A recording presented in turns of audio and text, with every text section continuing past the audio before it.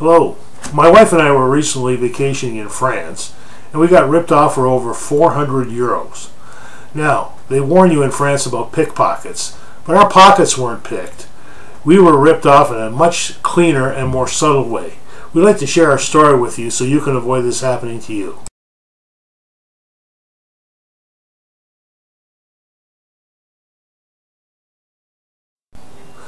It all starts off with my wife finding this website for a bed and breakfast located in Paris.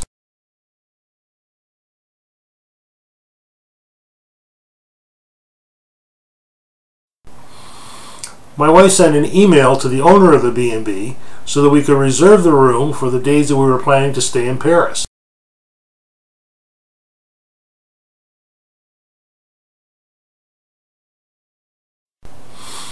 After further exchange of emails, we ended up sending the owner 414 euros to secure the room for 6 nights.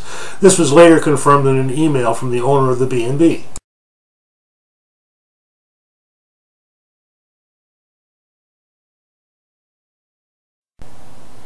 While we were on the road in France, my wife decided to send an email just to confirm our reservation for the 6 days we were planning on staying in Paris. Initially, we had a little difficulty getting a hold of the owner of the B&B, but finally she responded and said yes, that everything was okay and that our reservation for those 6 days was in fact good.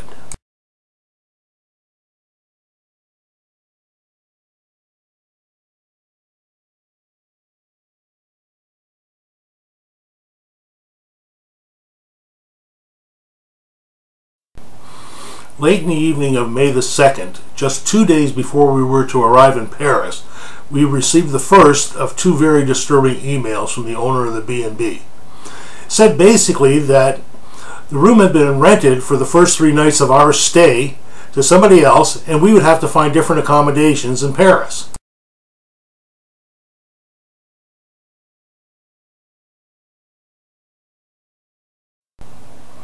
The second email we received that night was even more disturbing. It listed 3 requirements that had not previously been revealed to us. 1, that she required our passports. 2, she required an additional 30 euros to clean the apartment. And 3, she wanted a 300 euro security deposit.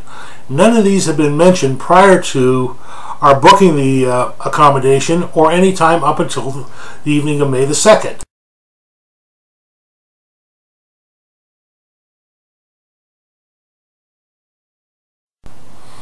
Because of this new development, my wife sent an email to the owner of the B&B canceling our reservation and requesting a return of our funds.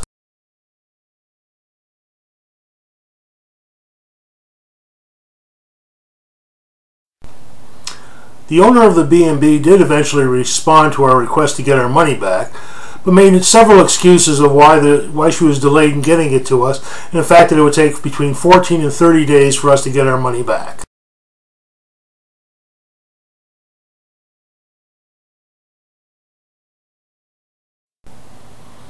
Several more emails were exchanged, and even more delays and excuses for not paying us.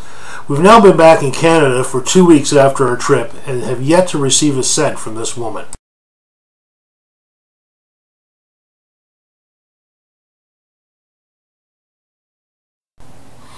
There you have our story in a nutshell and how we were ripped off by this woman. The final slide shows her name, her address, her telephone number, and even her door code. We hope you will use this information to avoid booking with her altogether.